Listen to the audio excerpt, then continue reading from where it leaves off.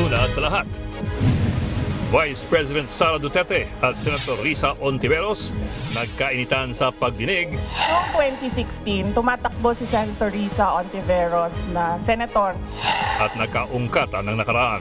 Madam Chair, hindi ko maintindihan yung ugali ng ating resource person. Madam Chair, hindi ko rin maintindihan ang ugali ni Senator Risa Hontiveros. Ang buong detalye ng kanilang sagutan, abangan.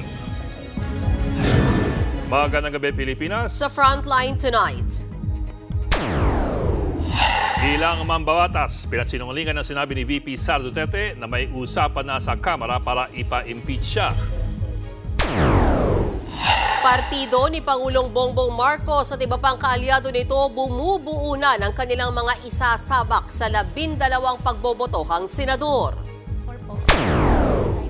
Passport ng dating Bambanta Lakmeo na si Alice Go, pinakakansela na kasunod ng bali-balitang umalis ito ng Pilipinas at nagtungo sa 3 bansa.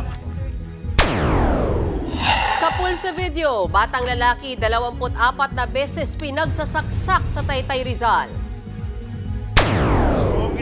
Sa Frontline News Abroad, dating US President Donald Trump binabatikos daw sa paggamit ng artificial intelligence para palabasing may suporta ni Taylor Swift ang kanyang kampanya.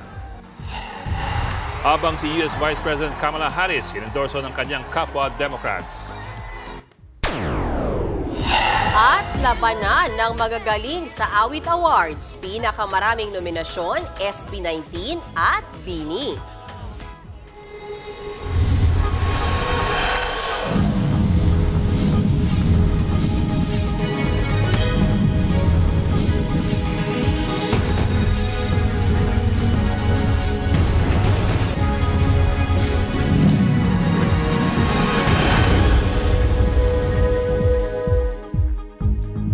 Kali-kaliwang banat ni Vice President Sara Duterte sa mga anyay gustong sumira sa pamilya Duterte at kabilang dyan ang mga nagbabalak umunong patalsikin siya sa pwesto. Habang sa pagdinig naman ng Senado, nagkasagutan sina VP Sara at Senator Risa Hontiveros at nagkaungkatan pa ng nakaraan. Narito ang aking report. Hinihinging mahigit 2 billion pesos na pondo ng Office of the Vice President ang binusisi kanina sa pagdinig ng Senado. 10 milyong piso ang pondong ilalaan ng OVP sa children's book na Isang Kaibigan, written by Vice President Sara Duterte. Ipamimigay raw yan sa mga bata.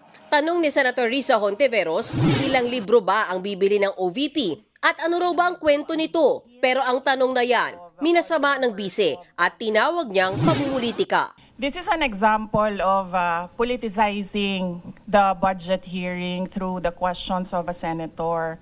Ang problema niya kasi, nakalagay yung pangalan ko doon sa libro. At yung libro na yan, ibibigay namin doon sa mga bata. At yung mga bata na yan, may mga magulang na boboto. At yung pangalan ko ay nagkalat doon sa kung saan man ibibigay yung libro. Madam Chair, hindi ko maintindihan yung ugali ng ating resource person.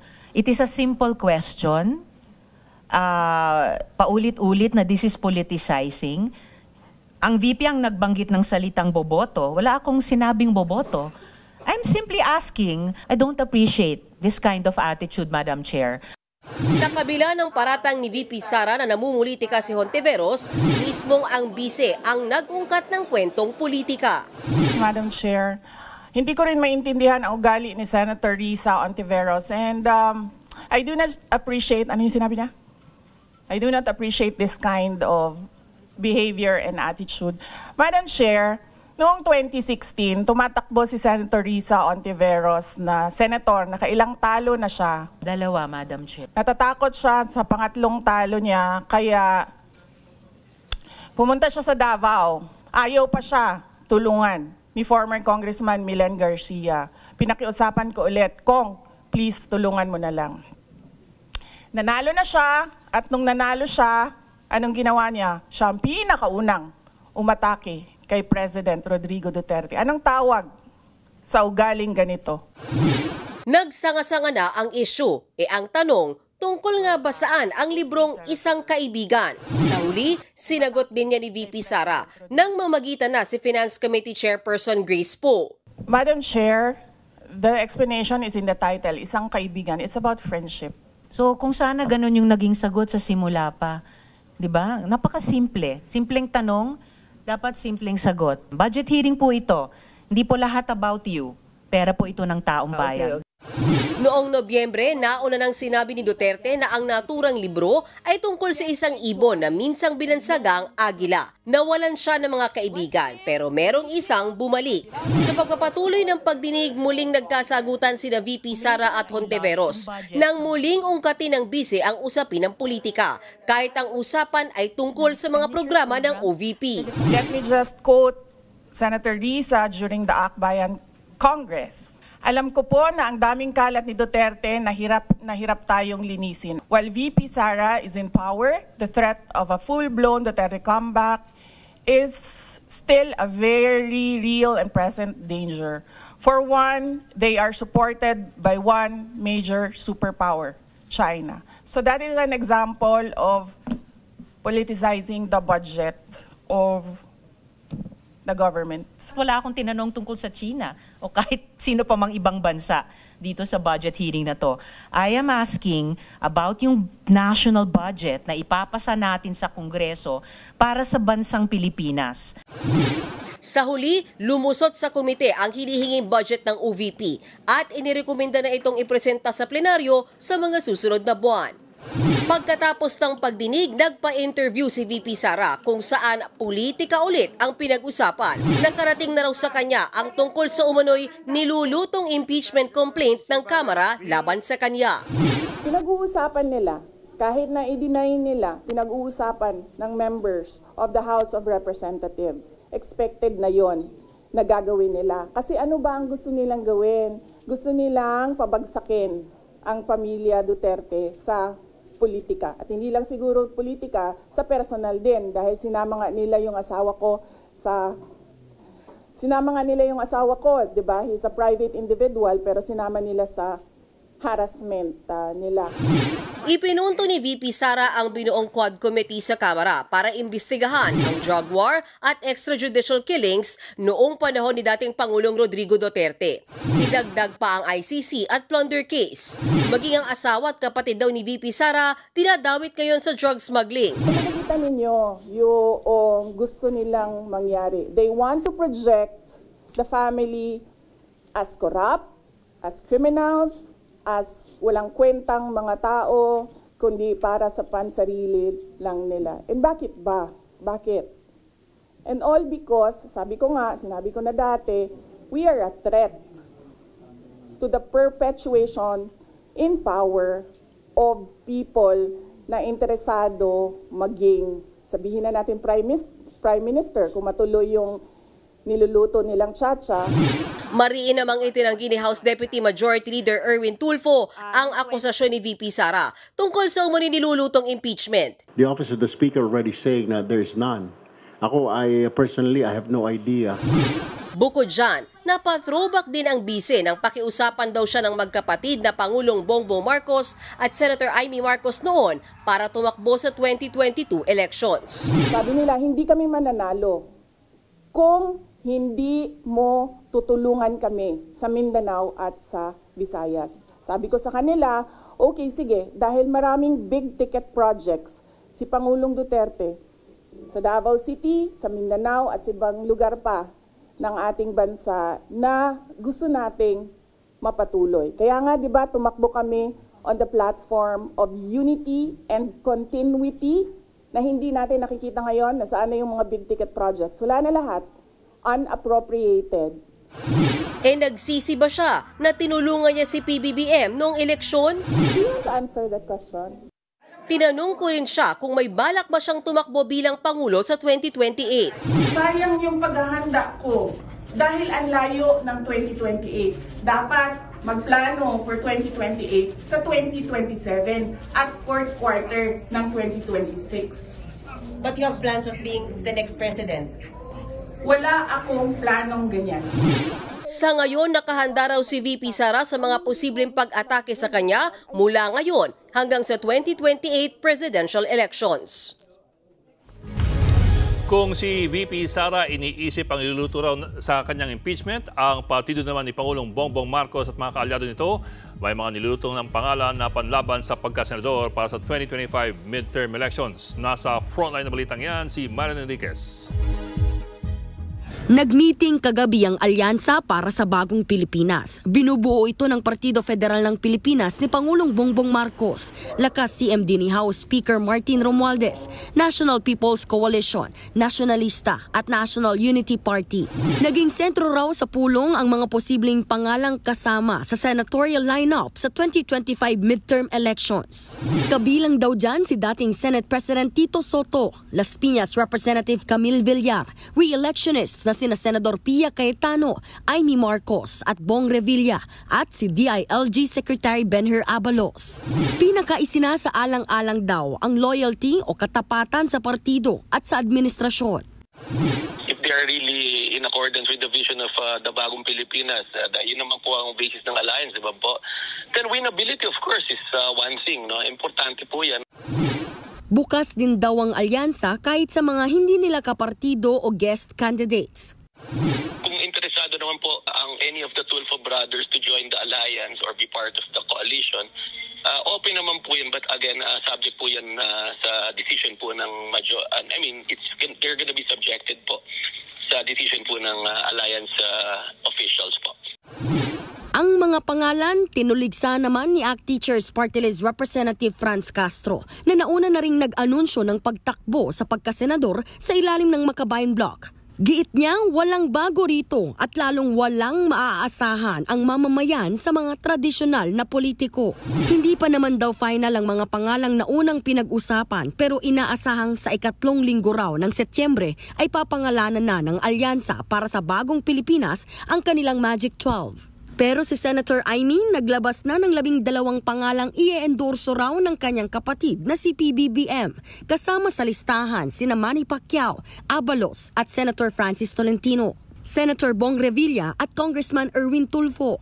Gayon din sina Soto, Ping Lacson, Senator Lito Lapid at Mayor Abby Binay. Pati sina Senator Pia Cayetano, Amy Marcos at Congresswoman Villar. Pero pinabulaanan ng alyansa para sa Bagong Pilipinas ang kumakalat na listahan. Sa Oktubre na ngayong taon ang filing ng Certificate of Candidacy ng mga kakandidato. Nagbabalita mula sa Frontline, Marian Enriquez, News 5. Nagkagirian sina DILG Secretary Benher Abalos at ang abogado ng Kingdom of Jesus Christ sa pagdinig kanina sa Senado. Sa gitna ng pagdinig para imbestigahan ang umano'y overkill na paghahain ng arrest warrant laban kay Pastor Apollo Kibuloy sa Davao, binasa ni Abalos ang testimonya ng babaeng di umano'y nakaranas ng sexual abuse mula kay Kibuloy. Inalmahan niya ng abogado ng KOJC na si Attorney Israelito Torion dahil hindi raw ito kasama sa agenda. Muli ring kinwestiyon ni Torion ang 10 milyong pisong reward money na tinanggap ng DILG bilang pabuya sa makakapagturo sa puganteng pastor. Public officials and employees shall not solicit or accept directly or indirectly. This is even made graver, Your Honor, in the light of the fact that this was done in the course of his official duty as the supposed implementer of the law. Ako po ay hindi nag-solicit. Never ako nag-solicit. At hanggang ngayon, wala ako natatanggap ni 5. Wala. Hanggang ngayon, hindi pa rin mahagilap si Kibuloy na nahaharap sa kasong human trafficking at child and sexual abuse. Nilinaw naman ng opisyal ng Department of Justice na walang iligal sa pagtanggap ng DILG ng reward money. This is a reward, not a bounty. A bounty is for people who should be arrested because they are convicts of a crime. Legal ang pag-alok ng pabuya o ng reward. Ito pang isang hinahanap at hindi mahagilap, pinakakansilan ng pamahalaan ng passport ni dating Bamban Tarlac Mayor Alice Go. Kasunod po yan ang balibalitang wala na siya sa bansa. Nasa frontline ng balitang yan si Elaine Fulgencio. Paano nga bang nakalabas ng bansa si dating Bamban Tarlac Mayor Alice Go noong July 18? Tanong na kahit ang Bureau of Immigration ay hinahanapan pa ng sagot. Sa pinakahuling monitoring, posibleng nasa Indonesia ang dating alkalde. Para hindi na makalayo pa, formal nang sumulat sa Executive Secretary Lucas Bersamin sa Department of Foreign Affairs at Department of Justice para ipakansila ang passport ni Alice Go. Kasama ring ipinakansila ang passport ng kanyang mga kapatid na sina Wesley at Sheila Liel Go, pati ang passport ni Cassandra Ong na konektado rin sa Pogo. Binalaan naman ni Justice Secretary Boying Rimulya ang mga taga-BI na posibleng kasabwat sa pagtakas ni Go. Panawagan niya, umamin na at sabihin ng totoo kesa siya pa raw ang makahuli sa mga ito. Nanindigan naman ang abogado ni Go na hindi pa umaalis ang dating alkalde para magkaalaman.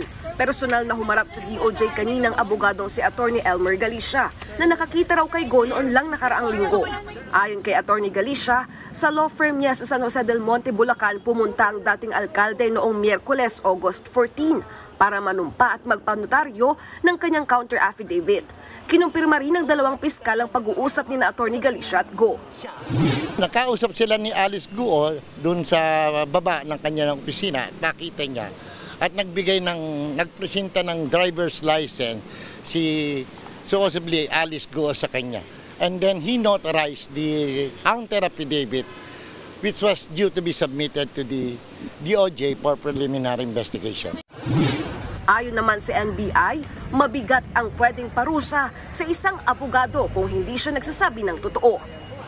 Pwedeng madisbar ka or masuspend ka, depende sa sitwasyon. We will siguro summon or subpoena Attorney Galicia kung he is still telling the truth. Nagbabalita mula sa Frontline, Elaine Fulgencio, News 5.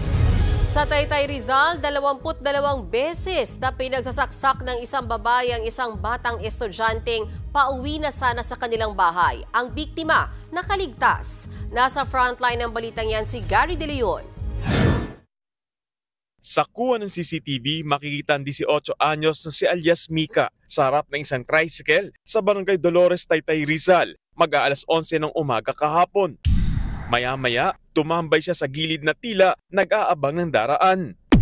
Sakto namang naglalakad ang 10 taong gulang na estudyanteng si alias Archie na pauwi sa kanilang bahay na ilang metro na lang ang layo sa lugar. Maya-maya, biglang pwesto ni alias Mika sa likod ni alias Archie at saka inundayan ng paulit-ulit na saksak ang estudyante. Bumagsak na ang bata at pilit sinasalag ang mga tama pero hindi pa rin tumitigil ang babae. May pagkakataong huminto siya, tumingin sa paligid at bumalik ulit sa pananaksak sa bata. Isang rider ng motorsiklo ang napadaan at sinita ang babae. Dito lang napatayo si alias Mika. Nang dumating ang iba pang residente, itinuro ng babae ang nakabalagtang biktima. Unti-unti namang lumayo si alias Mika na para bang walang nangyari.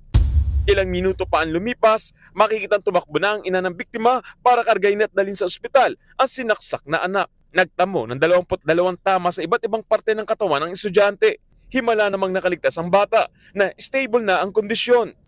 Karamihan naman ay shallow, mga mabababaw lang. Pero siyempre kahit pa mababaw yung mga saksak na yun, ay yun nga, kawawa din dahil bata pa itong biktima. Ayon sa Taytay Police, hindi maipaliwanag ni alias Mika kung bakit niya pinagsasaksak ang bata na kapitbahay din pala niya. Tulala at nakakaranas daw ng depression ang nanaksak na babae na iniwan pala ng kanyang mga magulang.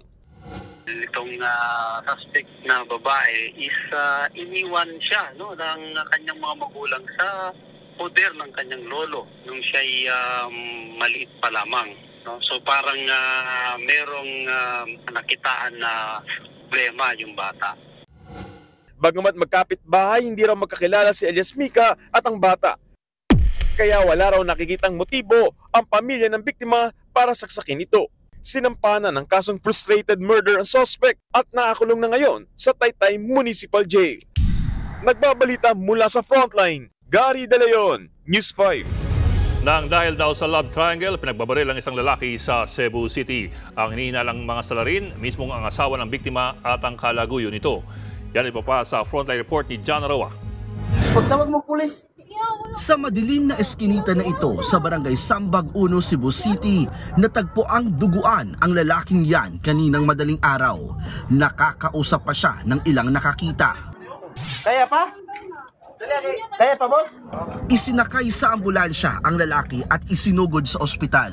Kritikal ang lagay ng biktimang si Leon Simafranca dahil sa 3 tama ng bala sa katawan. Ayon sa ilang residente, isang lalaki raw ang humahabol at namaril sa biktima. Hinala ng mga kaanak ni Simafranca, mismong ang asawa at ang umano'y kabit nito ang sangkot sa pamamaril. Love triangle ang isa sa mga nakikitang motibo. Pinaghahanap na ang misis ng biktima at ang umano'y kabit nito. Patay ang isang lalaki sa barangay East Awang sa Calbayog City, Samar matapos barilin ng riding in tandem. Siya si Roque, 45 years old. Base sa investigasyon, nag-iigib ng tubig ang lalaki nang bigla siyang paulanan ng bala. Agad tumakas sa mga salarin sakay ng motor. Inaalam pa ang pagkakakilala ng mga salarin at ang kanilang motibo. Isa pang lalaki ang itinumba ng riding in tandem sa Tabango, Leyte. Driver ng isang barangay kagawad ang biktimang si Carl. Ayon sa mga pulis, inabangan ng mga suspect ang naglalakad doong biktima sa pinagbabaril. Tinutugis na ang mga salarin. Nagbabalita mula sa frontline, Jan Arua, News 5. Nasunog ang isang residential area sa Barangay Buli sa Muntinlupa mag-alas 7 kagabi. Mabilis gumapa ang apoy na tumupok sa 15 bahay. Naapula ang sunog makalipas ang higit 1 oras. Ayon sa Muntinlupa BFP, 15 pamilya ang apektado. Wala namang nasaktan. Sa Iloilo, natupok din ang 10 kainan sa bayan ng Tigbawan kaninang madaling araw. 3 bahay ang nadamay. Tinataya nga abot sa halos 200,000 piso ang pinsala. Iniimbestigan pa ang sanhi ng magkakahiwalay na sunog. Susunod, higit 17 milyong pisong halaga ng high-grade marijuana nasabat sa mga package na galing Thailand. Sa gitna ng pagkalat ng Mpox, World Health Organization giniit na hindi sinlala ng COVID ang Mpox. At OPM band na Eraserheads ginawaran ng parangal bilang natatanging alumni ng University of the Philippines. Magbabalik pa ang Frontline tonight. Mga kapatid, Ed Lingao po, nasa Estados Unidos, Canada o saan mang dako ka ng mundo, manatiling may alam at may pakialam sa mga mainit na balita dito sa ating bansa. Simulan natin ang bawat araw sa tuloy-tuloy na balitaan sa Frontline. Mag-follow at mag-subscribe sa social media pages ng News 5.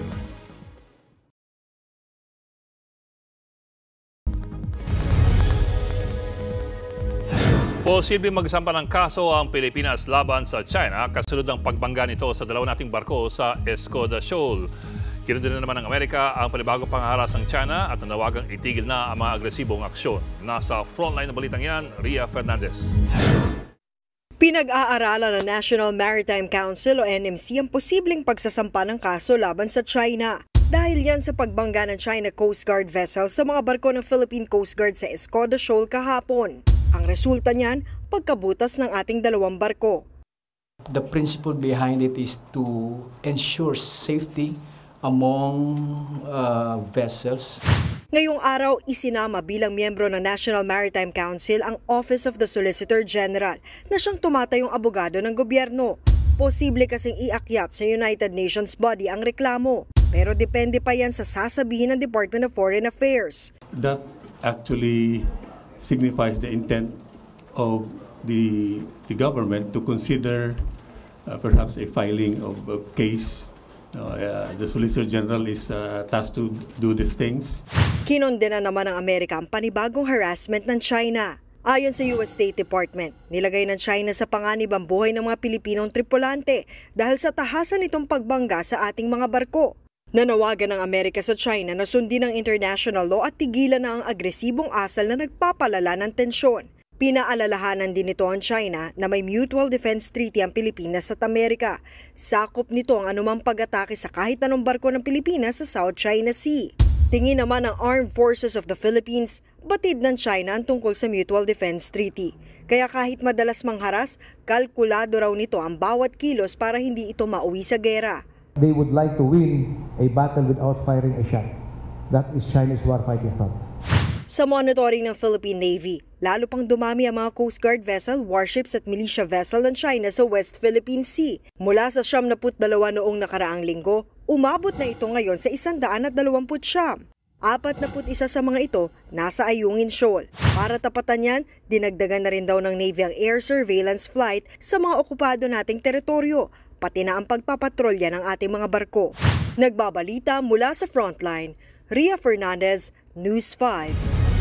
Nakumpiska ang higit 17 milyong pisong halaga ng high-grade marijuana o Kush sa Clark Freeport Zone sa Pampanga. Natagpuan ang mga ito sa mga package na galing Thailand at idineklarang naglalaman ng sofa set. Ayon sa mga otoridad, nakakonsign ang mga package sa Hermosa, Bataan. Samantala, timbog ang isang lalaking nagtangkang magpuslit ng shabu sa NAIA Terminal 3 sa Pasay. Pabiyahe na sana siya papuntang Zamboanga nang maharang ng mga otoridad dahil sa dalang droga. Nakuha mula sa kanyang wallet ang 3 sachet ng shabu na may halagang 14,000 pesos. Paalala po mga kapatid, mag-ingat sa volcanic smog or VOG mula sa Bulkang Taal. Delikado po yan sa baga at sa mga mata, lalo na sa mga bumabiyahe. Nasa frontline ng balitang yan si Brian Basa. Namamaga, namumula at hindi maidilat ang kanang mata ng lalaking ito sa Tuwi, Batangas. Nangyari raw yan sa kasagsagan ng volcanic smog o VOG mula sa Bulkang Taal kahapon. Kwento ni Luel Ramos, nagsimulang sumakit ang kanyang kanang mata sa gitna ng kanyang biyahe kahapon galing Tuwi patungong Taguig. Pero nasa Cavite pa lang daw siya nang biglang nangati ang mata niya sa gitna ng ulan. Na-feel ko agad yung itch niya and nakaramdam na agad ako ng hapde sa kanya. Sobrang bilis niya yung nag-swell hanggang sa when I nakadating ako dito sa Manila, yung itong right eye ko is completely shot na siya. Ayon sa doktor ni Luel, nagasgas ang cornea ng mata dahil sa pagkuskos. Posible raw na may nakapuwing na foreign object sa kanyang mata. Babala ng Department of Health, ngayong may kumakalat na volcanic smog, huwag kuskusin ang mata. Delikado raw ang sulfur dioxide mula sa VOG kapag humalo sa tubig o sa ulan.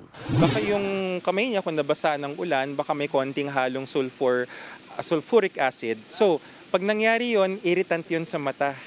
Mas mainam daw na hugasan agad ang mata ng malinis na tubig at kumonsulta sa doktor. Bukod sa mata, delikado rin ang volcanic smog sa baga. Dapat daw itong iwasan, lalo na ng mga may sakit sa puso, hika at iba pang sakit sa baga.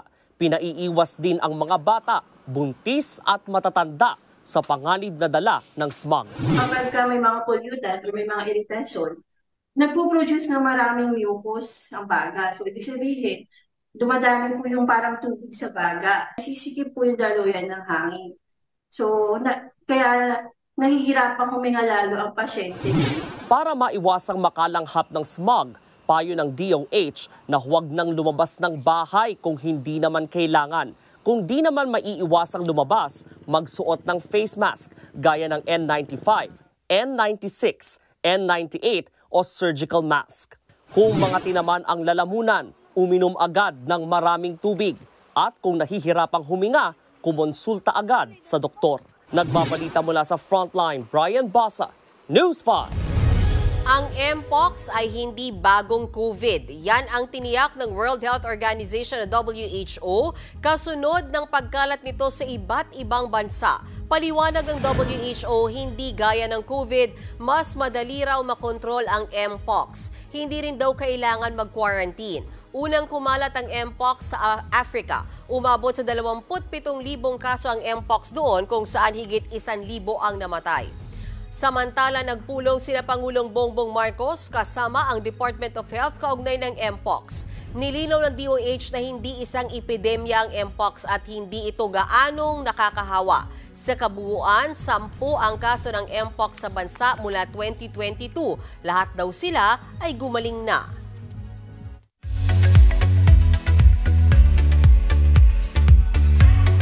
Showbiz Tonight na tayo.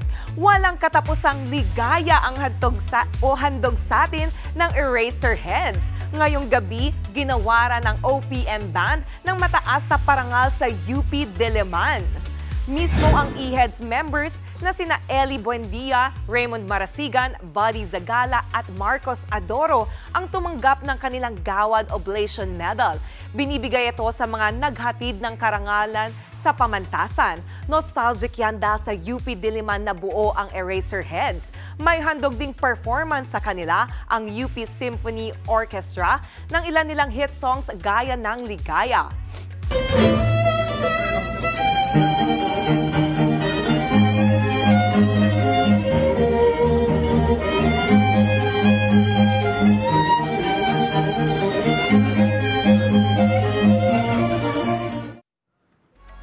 Speaking of OPM, patok din ngayon ang bandang December Avenue na sold out nga agad ang kanilang 15th anniversary concert. So August 30 na yan sa Mall of Asia Arena. Ito ang isa pang matindi. Instant hit ang dance collab ng SB19 sa kapwa nila P-pop groups na Alamat at Horizon.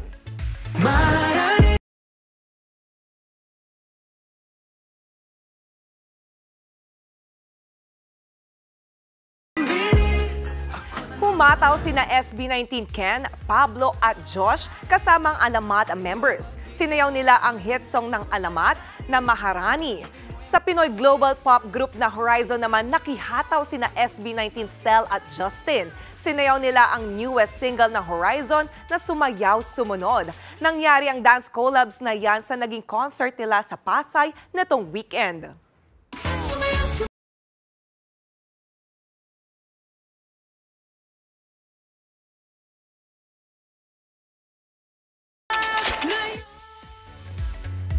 Diyan lang kayo mga kapatid at marami pa akong chika mamaya.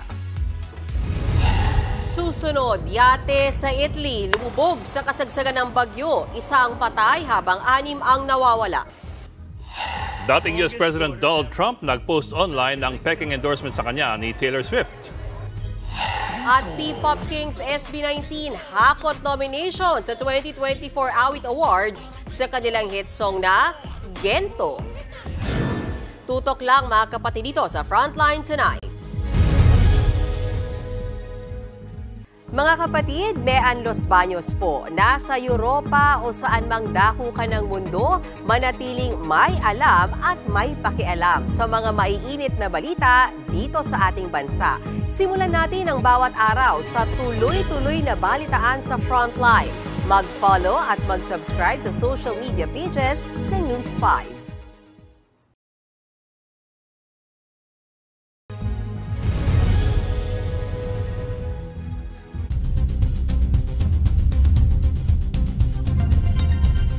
Binabati ko si dating US President Donald Trump kaugnay ng ipinost niya online na peking endorsement sa kanya ni Taylor Swift habang si US Vice President Kamala Harris inendorso ng mga kapwa niya Democrats sa unang convention ng kanilang partido. Narito ang Frontline News Abroad.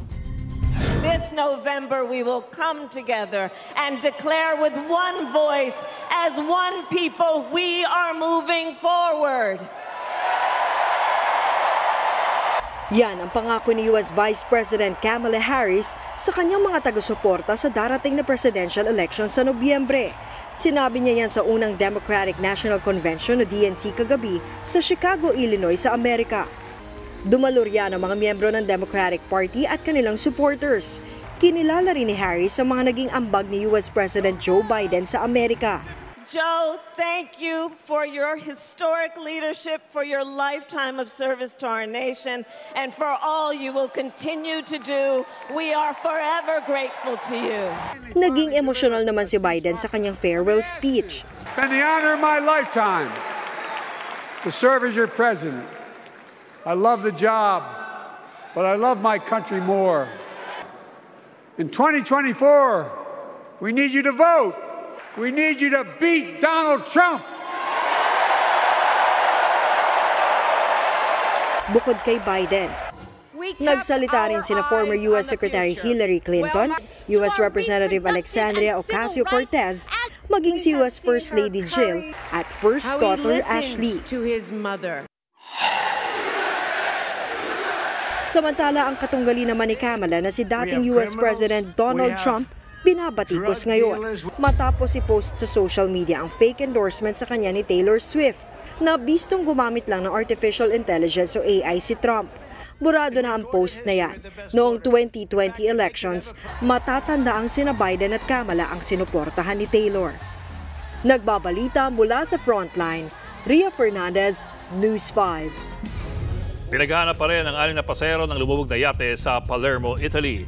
Lunes nang lumubog ang luxury yacht na Bay Sien sa kasagsagan ng malakas na bagyo. 22 ang sakay nito na mga British, American at Canadian nationals. 15 sa kanila ang nakaligtas bago pa lumubog ang yate. Isa naman ang nasawi. Kabilang naman sa 6 na pinaghahanap ang isang British tech entrepreneur at ang kanyang anak. Natagpuan na ng mga otoridad ang yate na nakalubog sa lalim na halos 50 metro. Ininspeksyon na po ito. Abangan, SB19, Bini, Lola Amor at Cup of Joe maglalaban sa 2024 Awit Awards.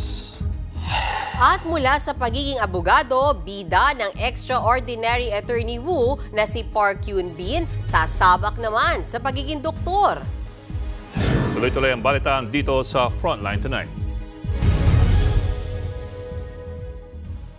Mga kapatid, Ed Lingao po, nasa Estados Unidos, Canada o saan mang dako ka ng mundo, manatiling may alam at may pakialam sa mga mainit na balita dito sa ating bansa. Simulan natin ang bawat araw sa tuloy-tuloy na balitaan sa Frontline. Mag-follow at mag-subscribe sa social media pages ng News 5.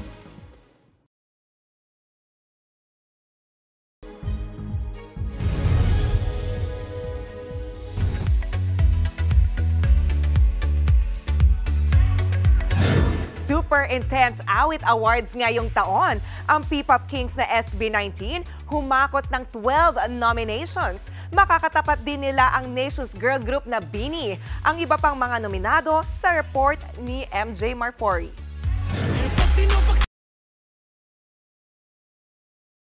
Kento.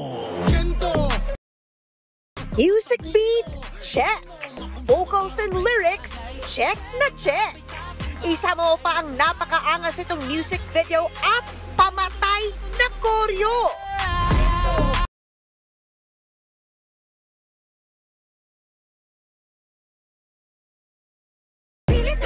Kaya naman hindi na nakapagtataka na humakot ang kantang yan ng SB19 na Gento ng 6 na nominasyon sa 2024 Awit Awards. Kabilang dyan ang Record of the Year, Song of the Year, Best Performance by a Group, Best Dance Electronic Recording, Best Pop Recording, at Best Music Video.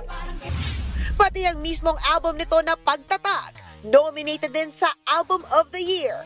Pasok din sa Best Dance Electronic Recording ang isa pa nilang kantang Crimson. Sa kabuuan, ang P-Pop Kings na SB19 ang nangunguna with 12 nominations. Sinundan niya ng 7 nominations ng Nation's girl group na Bini. Pasok ang kanta nilang Pantropiko sa Record of the Year, Song of the Year, Best Performance by a Group, Best Pop Recording, at Best Engineered Recording. Nominado rin ang kanta nilang Karera sa Best Inspirational Recording at Best Music Video. Palaban din ang Pinoy rock band na Lola Amor na may 7 ring nominations. Katapat nila ang Bini at SB19 para sa kantang Raining in Manila sa Record of the Year, Song of the Year, Best Performance by a Group at Best Pop Recording. May ibubuga rin si High Street star Juan Carlos. Nominado ang kanyang kantang Ere sa Record of the Year at Song of the Year. Pasok din ang album ng bandang Cup of Joe na patutunguhan sa Album of the Year. Habang nominado naman sa Song of the Year at Best Pop Recording ang kantang Saan ni Maki. Wala pang detalye kung kailan ang awarding ng 37th Awit Awards. Nagbabalita mula sa Frontline, MJ Marfori, News 5. Swifties mag-celebrate! Pang 15th week nang nangunguna sa Billboard 200 ang latest album ni Taylor Swift na The Tortured Poets Department. Tie na sila sa record na yan ni You've Got a Friend, singer-songwriter Carole King. Ayon sa Billboard, umabot na sa 85,000 ang sold albums ng tortured poet si Tay-Tay. Ang lakas! Samantala, ngayon ang last night ng kanyang The Eras Tour sa London. Next stop ni Taylor ay sa Toronto, Canada. Eto pa, mula sa pagiging abogado, magpapakadoktor naman sa bago niyang K-drama si extraordinary attorney Woo star Park Eun-bin. Yan ang thriller series na Hyper Knife. Kasama niya rito si All of Us Are Dead actor Yoon Chan-young. Sa report ng Korean media, gagampanan ni Eun-bin ang isang talented doktor na may murderous alter ego. Next year yan ipapalabas sa Disney+. Sumikat si Eun-bin sa award-winning 2022 K-drama na Extraordinary Attorney Woo. At yan ang latest and hottest sa showbiz tonight. Ako si Johnny Alipoon. Happy Tuesday mga kapatid!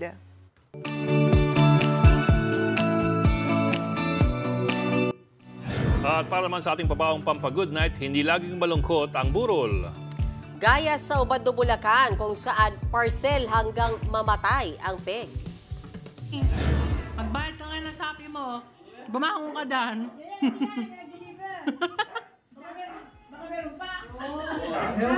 Pag nilalagay ang parcel sa ibabaw ng kabaong ng kanyang suki. Ang kwento ng uploader, tita niya ang nasawing receiver sana ng parcel. Lagi raw kabiruan ng namayapa niyang tita ang delivery rider. Huwag po agad tumaas ang kilay ng mga kapatid dahil sadyang masiyahin daw ang kanyang tita kaya nila naisipan ang ganitong trip. Sa huli, ang mga kaanak ang gumawa ng unboxing. Makeup brush ang laman ng parcel na magsisilbing huling alaala ng nasawi. Okay naman yun, basta huwag COD. Yun lang. Oh, kawawa yung natira. Paano nga? Sa bagay sila magbabayad din. Okay. Thank you very much. Gento, sumagot. Gento. Yan pong 45 minutes sa pag-iwan sa lagang headlines. Balitaan at diskusyon para sa paghubog ng matalinong opinyon. Kami yung kasangga sa balita. Ako po si Mean Los Baños. Ako naman po si Ed Lingga. Magandang gabi.